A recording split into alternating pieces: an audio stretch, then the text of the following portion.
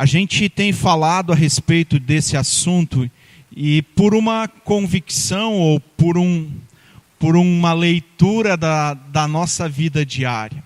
Quando a gente fala viver é uma arte, a primeira coisa que a gente pensa é que tem segredos para a gente viver. Não é algo para amadores, eu disse de manhã.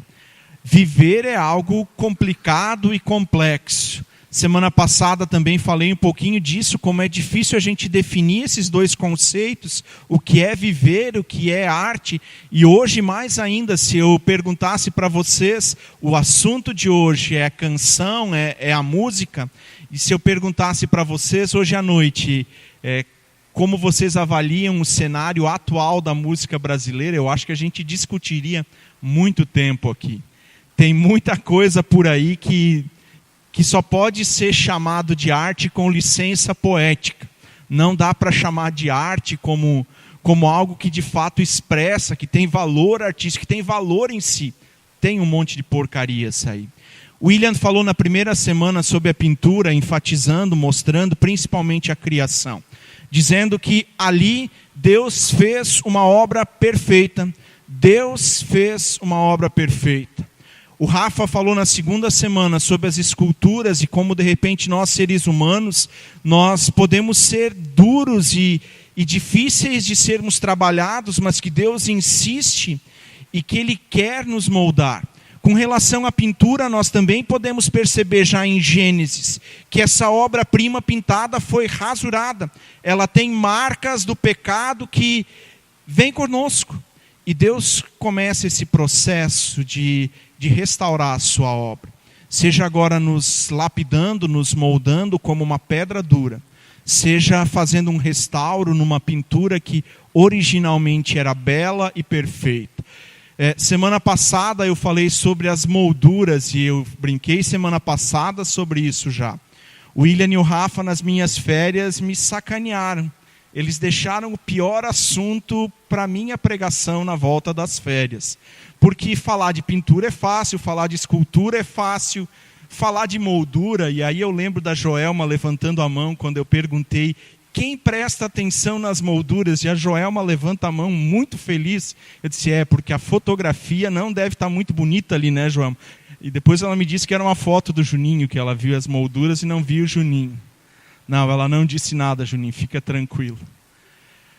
A gente não presta atenção normalmente nas molduras, mas elas têm duas tarefas principais, e a palavra ela nos ajuda nisso quando diz que as molduras são colocadas em torno de uma obra de arte para sua proteção. E Deus faz isso conosco quando já lá no princípio Ele coloca limites para o ser humano, para a sua obra-prima. É verdade que nós desobedecemos isso muito rapidamente. E agora Deus tem que refazer tudo aquilo que era o seu plano original.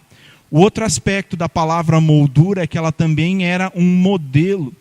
E eu falei que nós, como seres humanos, somos o autorretrato de Deus. Deus não olha para nenhum outro lugar. Deus nos cria a sua imagem e semelhança. E o pecado também nos rouba isso.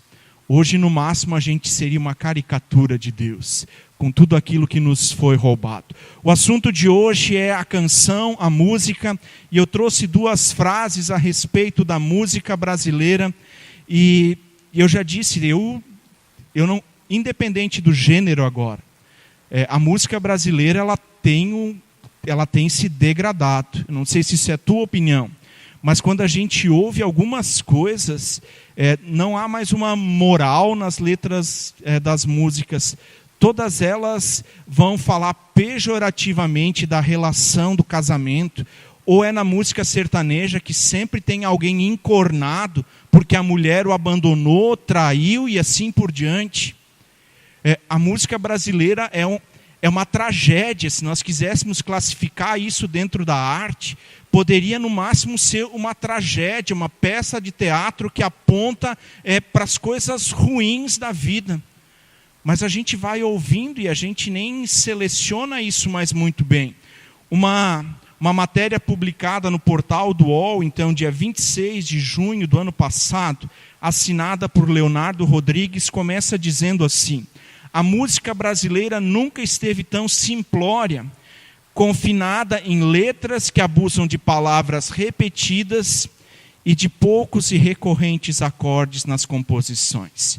Quer dizer, a música é ruim porque ela vai estar em uma ou duas ou três notas que se repetem. E a letra está muito pior porque é um monte de palavras que se repetem. Semana passada até falei um pouquinho disso também. Nessas férias, a gente, por estar em lugares públicos, onde a gente não dominava o som que era colocado lá, a gente foi submetido a um monte de coisas que, de repente, ainda continuam na nossa mente.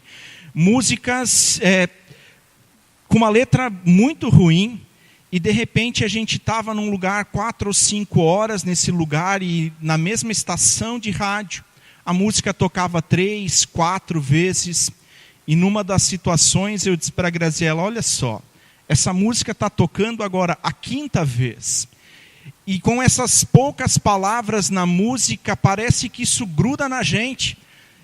3, 4 palavrinhas que se repetem a cada 2 frases, e o Heitor volta de um desses lugares cantando toda terça e quinta: estou fazendo terapia. Falei semana passada, não tem problema com a terapia. Às vezes nós precisamos disso. Mas como essas músicas, elas nos contaminam. A segunda frase que está posta aí, ela circulou na internet e foi atribuída ao jornalista Arnaldo Jabor. Ele se posicionou dizendo que não foi ele. Eu vi o Jorge Versilo falando a respeito. E a pergunta era: que tiro é esse que acertou os tímpanos do nosso povo, fazendo-nos ouvir lixo, achando que é música? Que tiro é esse? É a música de trabalho de uma cantora chamada DJ Todinho. Vocês já devem ter visto ela na televisão. Famosa. Eu sou preconceituoso às vezes. Alguém que se intitula, tem nome artístico DJ Todinho, se eu sou produtor musical, de antemão está fora. Não preciso ouvir a música dela, não preciso ver a pessoa. Primeiro arruma um outro nome, depois você volta. E em Jaraguá não seria DJ Todinho, seria DJ Muki ou Chocolate.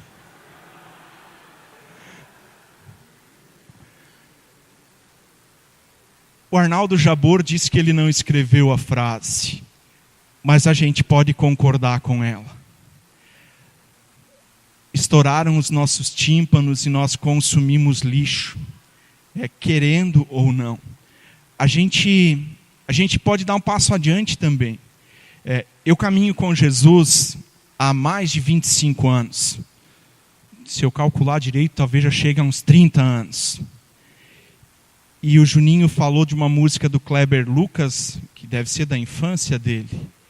E de repente algumas músicas que marcaram a minha caminhada, o começo da minha caminhada de fé, onde muito da teologia que eu carrego junto comigo foram transmitidas para mim por músicas. Hoje a gente ouve algumas músicas que fazem sucesso no mundo gospel, e não está muito diferente disso. 2, 3 frases repetidas durante 10 minutos, estou exagerando na história. E a gente consome. A gente poderia entrar no porquê disso aconteceu, e eu acho que tem alguns fatores que contribuem para isso. Mas só continua acontecendo porque tem gente que ouve, porque tem gente que consome.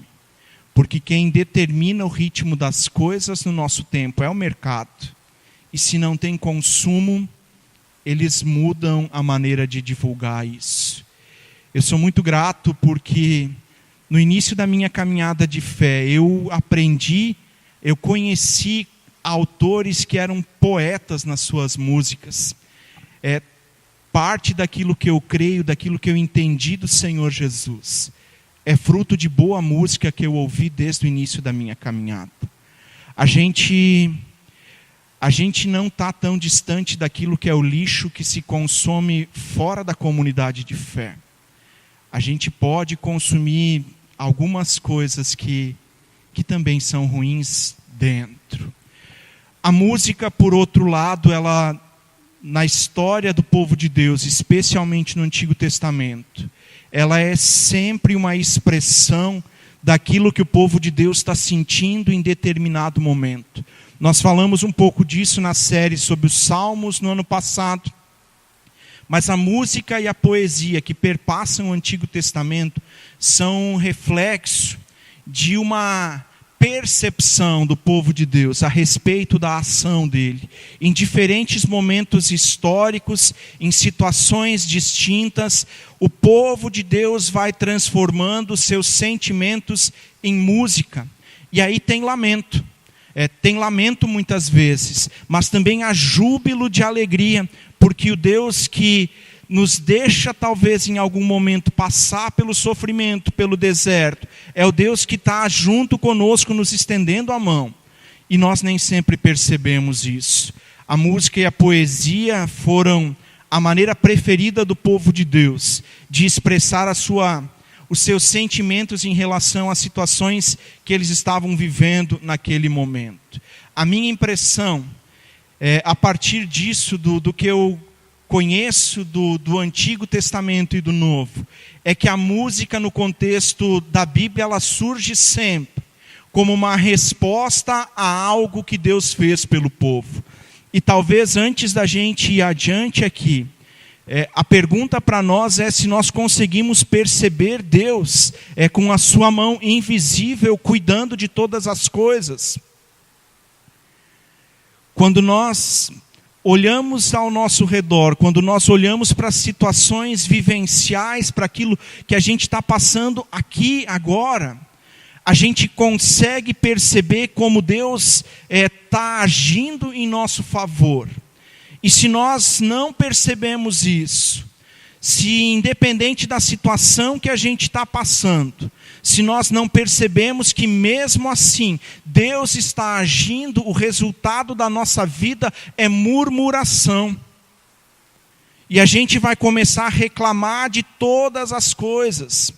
Eu não estou dizendo que não tem situações da nossa vida que são ruins e a partir das quais, ou por essas questões, nós podemos expressar o nosso lamento. Os Salmos também têm disso. Mas se nossos ouvidos, se os nossos olhos, se a nossa alma não estiver pronta para perceber o que Deus faz ao redor de nós, constante e diariamente, dificilmente vai surgir louvor nos nossos lábios. Bom, a gente até pode vir para o culto e, como o ministro de louvor diz, agora canta, agora levanta a mão, a gente faz junto. Isso ainda não quer dizer que há louvor no nosso coração e nos nossos lábios. A minha impressão é que a música, a canção, surge como uma resposta a algo que aconteceu. E de repente, quando nós seres humanos não nos damos conta disso, e deixamos de cumprir nosso papel como aqueles que adoram e que louvam ao Deus e Criador, o resto da criação o faz.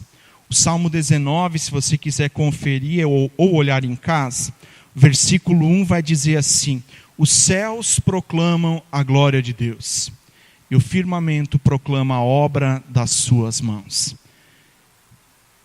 Deus não precisa de você para ter um adorador, mas Ele te convida a fazer parte disso. Se você calar, o resto da criação reconhece quem Deus é e que Deus faz. O ser humano é o único que consegue, no meio de tudo aquilo que Deus fez, fazer de conta que Deus só faz pelos outros. Eu quero convidar você a olhar alguns textos bíblicos comigo. O primeiro deles é o Salmo 126. Abre lá comigo, nós vamos ler alguns versículos. Salmo 126 é um dos meus salmos preferidos. Certamente está entre os meus 100 salmos preferidos. E quem participa da comunidade há mais tempo, talvez quem está assistindo durante a semana nem entenda isso, mas poucas vezes nesses 14 anos que eu estou nessa comunidade, eu não usei um salmo como saudação, então falar que está entre os meus 100 salmos preferidos não é muito exagero.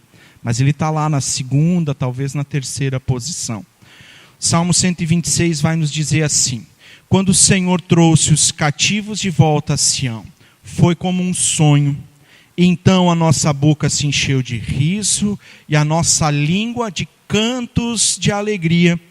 Até nas outras nações se dizia: o Senhor fez coisas grandiosas por esse povo. Sim, coisas grandiosas o Senhor fez por nós. Por isso estamos alegres. Seguindo essa lógica a partir da minha percepção da música no contexto bíblico, o Salmo vai nos dizer primeiro que Deus faz.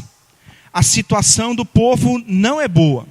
Esse salmo, cujo autor a gente não sabe quem é um cântico de peregrinação. Eles estão voltando do cativeiro, ou seja, eles estavam escravizados. Essa escravidão era fruto do pecado deles. Os profetas vieram e anunciaram que Deus queria que eles se arrependessem, e o povo não se arrepende, e agora vem juízo. Mas Deus não os abandona nem mesmo no juízo, e eles estão voltando. E eles agora percebem, sim, Deus fez por nós. E eles estão caminhando de volta. E vez por outra, eu estou imaginando isso, eles lembram como aquele momento em que a gente recebe uma notícia boa por telefone, por mensagem, e de repente a gente está meio abobado dentro de casa. E a gente vai sorrindo meio que sem perceber, e a outra pessoa olha e diz para nós: o que aconteceu? Eu imagino o povo de Deus voltando e relatando isso nesse salmo dessa maneira. A nossa boca se encheu de riso. Eles não conseguiam deixar de expressar o seu louvor, a sua adoração, e isso se transformou em canto por aquilo que Deus fez. Segundo texto que eu quero que vocês abram comigo é Filipenses capítulo 2. Dos Salmos eu não escolhi mais textos, porque a gente teve recentemente uma série falando sobre eles. Filipenses capítulo 2 é um texto escrito por um sujeitinho chamado Paulo de Tarso. Paulo, o Rafa falou dele acho que na pregação sobre escultura também. Paulo era um perseguidor da igreja pela sua fé, e ele agora tem uma experiência de fé com Jesus, com esse Jesus ressurreto. E o capítulo 2 de Filipenses, na minha opinião, expressa de novo algo que Deus fez, e Paulo percebeu isso, e da boca dele agora surge uma canção. 2:5, seja a atitude de vocês a mesma de Cristo. E agora ele diz o que Deus fez. Que embora sendo Deus, não considerou que o ser igual a Deus era algo ao qual ele deveria apegar-se. De novo o que Deus fez. Mas esvaziou-se a si mesmo, vindo a ser servo, tornando-se semelhante aos homens. E sendo encontrado em forma humana, humilhou-se a si mesmo. E foi obediente até a morte, e morte de cruz.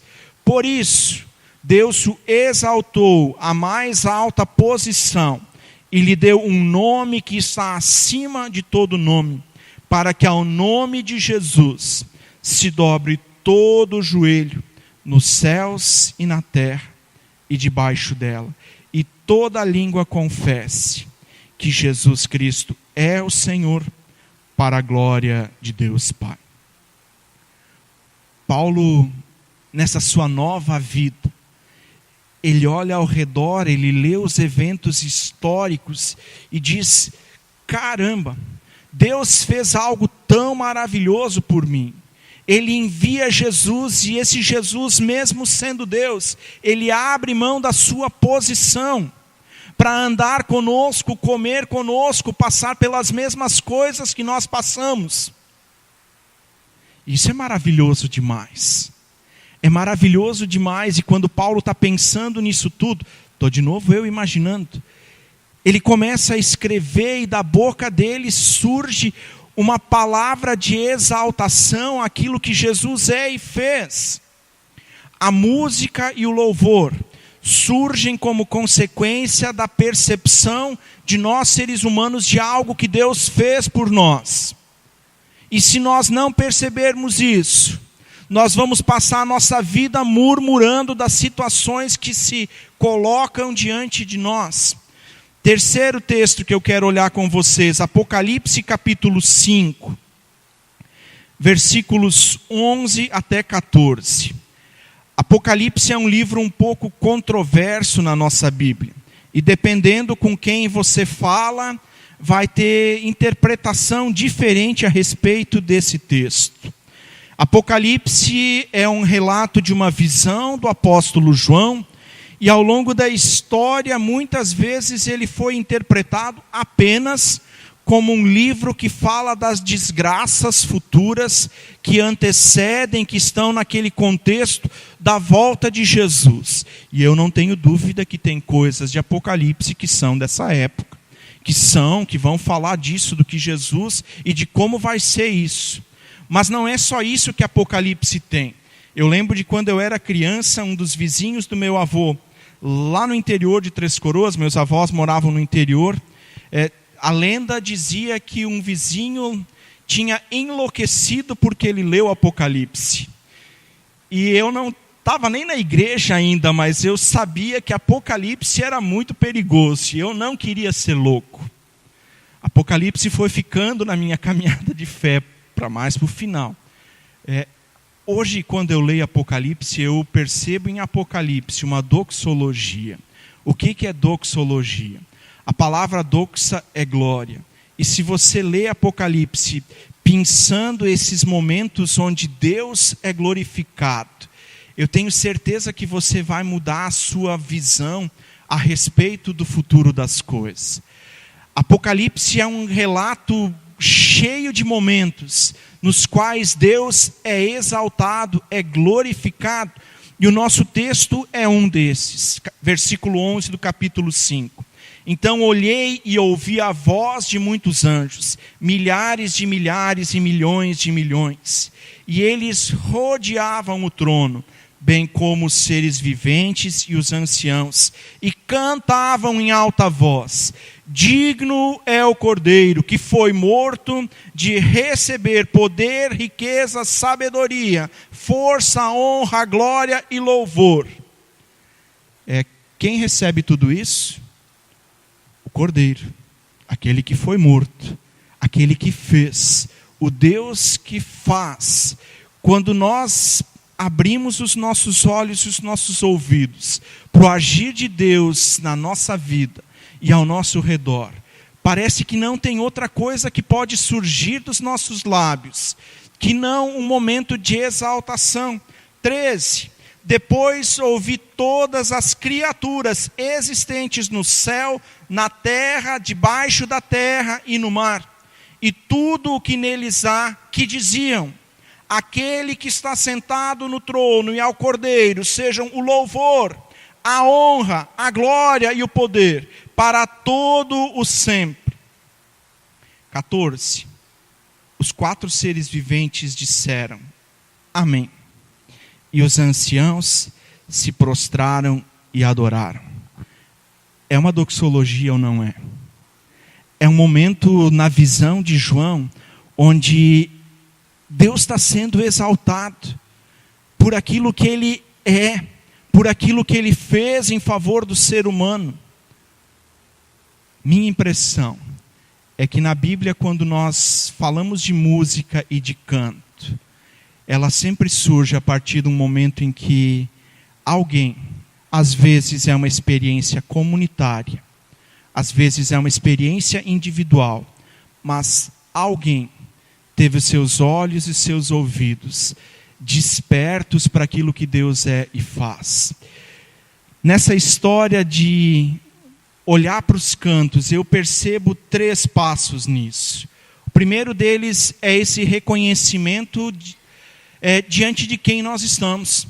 Quando a gente não percebe o agir de Deus, murmuração surge. E nós andamos murmurando e andamos indiferente a qualquer coisa. Se a gente voltar para essa história de viver é uma arte, a gente, de novo, teria que dizer que a gente talvez é um rascunho mal feito daquilo que Deus pensou no início.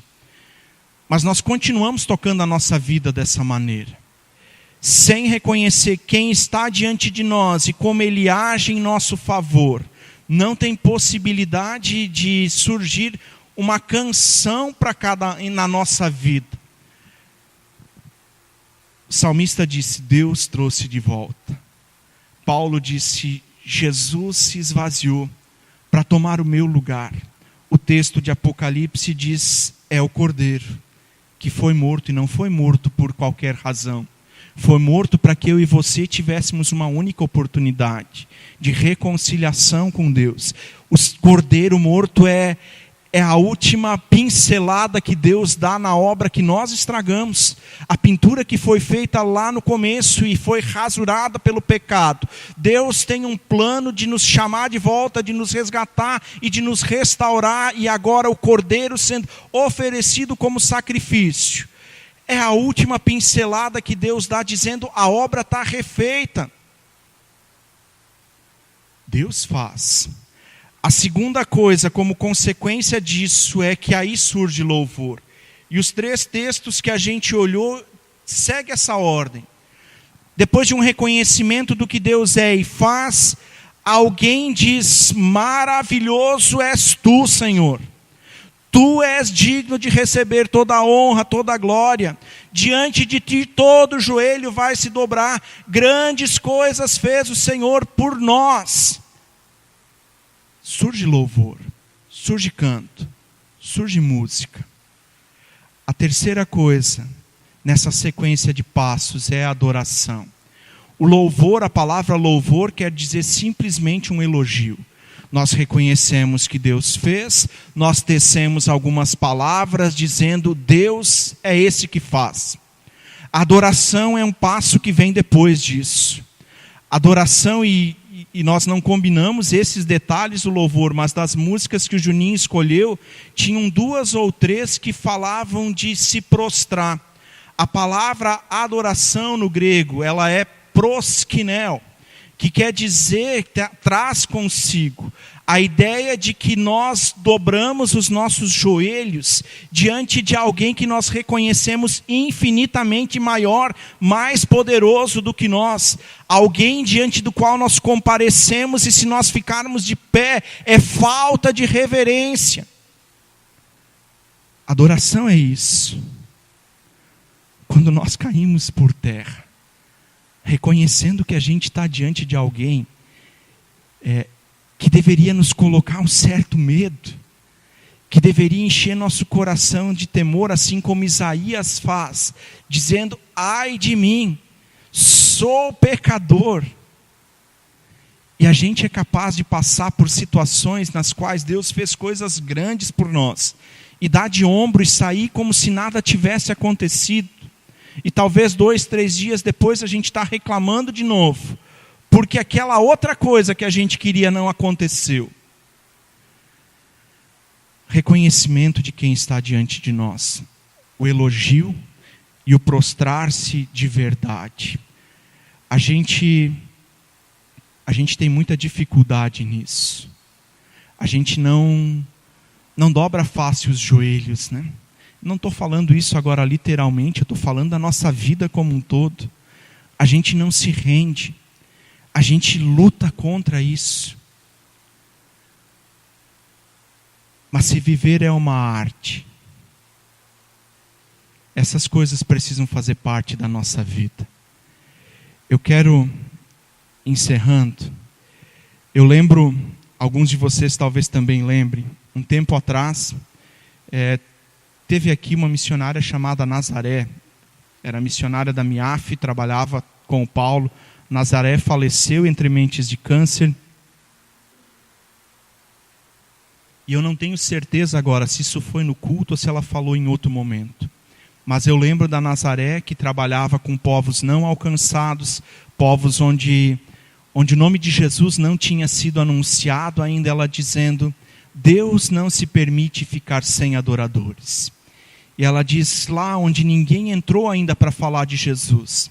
De repente alguém sabe quem Jesus é, porque teve uma visão, um sonho, porque Deus não se permite ficar sem adoradores. Talvez, eu não sei como você respondeu a primeira pergunta lá logo no início, sobre como você percebe todas as coisas. Deus não precisa de você na adoração, porque tem quem o adore, e Ele não fica sem adoradores. A criação adora a Deus. A Nazaré está certa, na minha opinião, quando ela diz que Deus não fica sem adoradores, e se não houver lá seres humanos que o adorem, a criação está adorando. O Salmo 19, que nós lemos o versículo 1, dizia isso.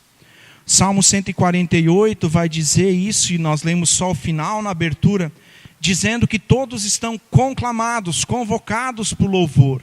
E vai falando dos seres celestiais, vai falando das estrelas, do sol, da lua, fala dos governantes, dos juízes, fala dos velhos, dos novos, das crianças, assim como o Juninho também citou na música. E lá no final ele vai dizer: todos que amam a Deus, todos que são fiéis a Ele, deveriam louvar. No meio das pesquisas que a gente faz quando a gente está trabalhando alguma série, eu lembrei de um vídeo que um tempo atrás alguém me mandou, e eu não tenho certeza de quem foi, mas eu não tinha salvo esse vídeo e fui olhar isso de novo, e tem um pastor chamado Louis Giglio, pastor em Atlanta, que numa palestra sobre louvor e adoração, ele monta a pregação dele usando sons de constelações que a NASA captou com as suas sondas. E ele vai falando de algumas estrelas e vai soltando o som que aquelas estrelas fazem. O som que elas fazem pela dispersão delas, pela emissão de calor. A NASA consegue captar isso. E ele fala de uma primeira estrela, fala de uma segunda constelação, e vai trabalhando o assunto, e ele diz: mas tem mais.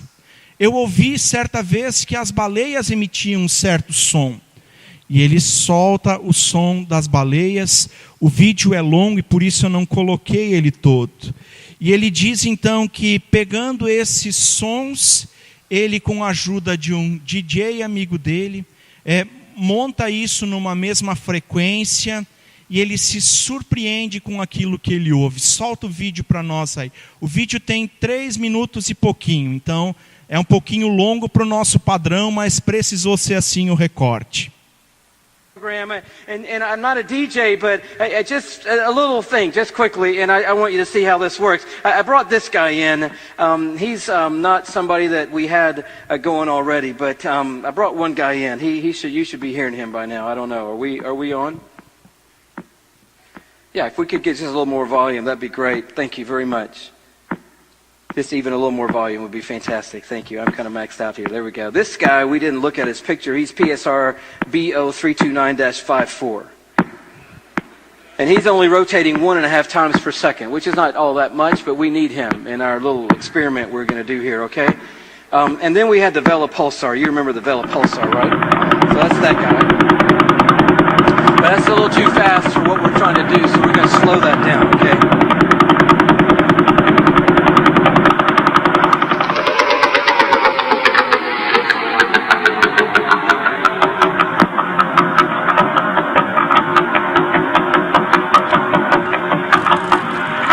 This is unedited. It's just 2 pulsars slowed down and put in sync with each other.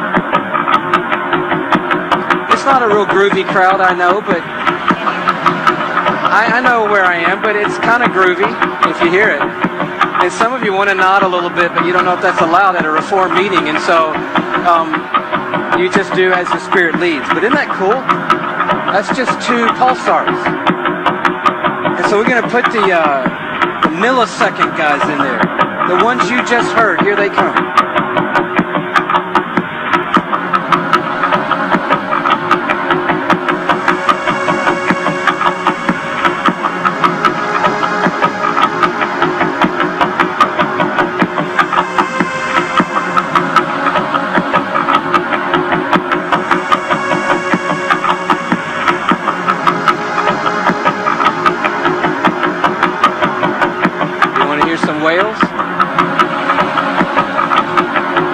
same whales that you just saw, undoctored and unedited. Here they come.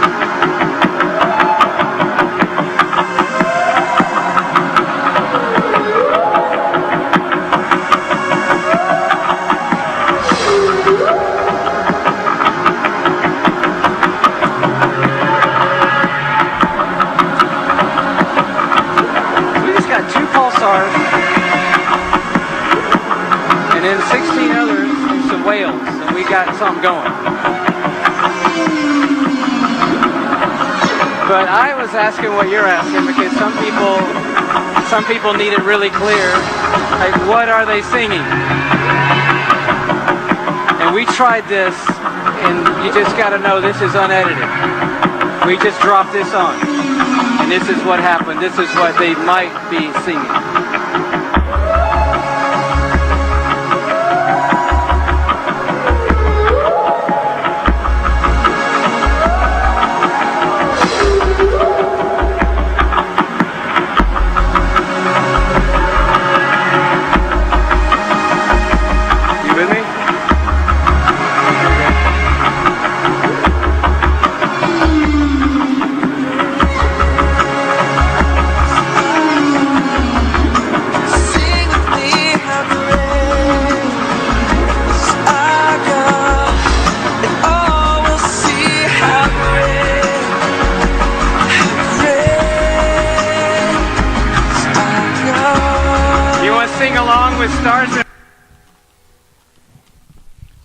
E aí?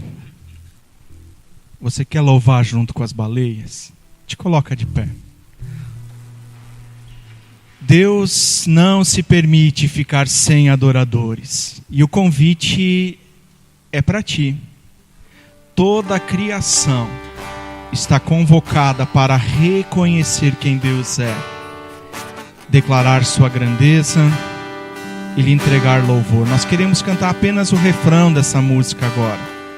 E se você conhece ela, fecha os teus olhos, faz dela a tua oração. Talvez se você não conheça, só fecha os olhos, deixa que quem está do teu lado vai cantando. Eu quero, junto com toda a criação, entregar aquilo que é devido a Deus. Porque Ele é aquele que, mesmo quando eu não percebo, age para o bem daqueles que Ele amam. Aleluia.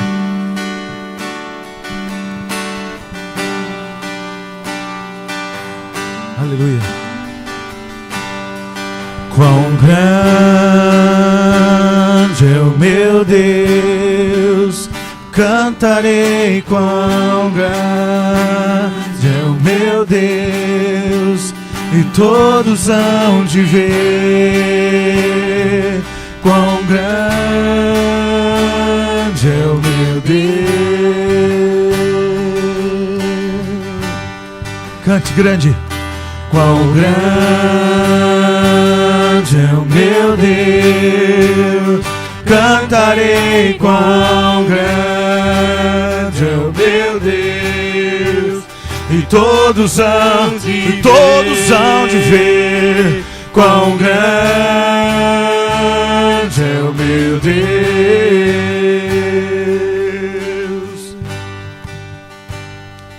Quão grande Deus, cantarei quão grande é o meu Deus, e todos hão de ver quão grande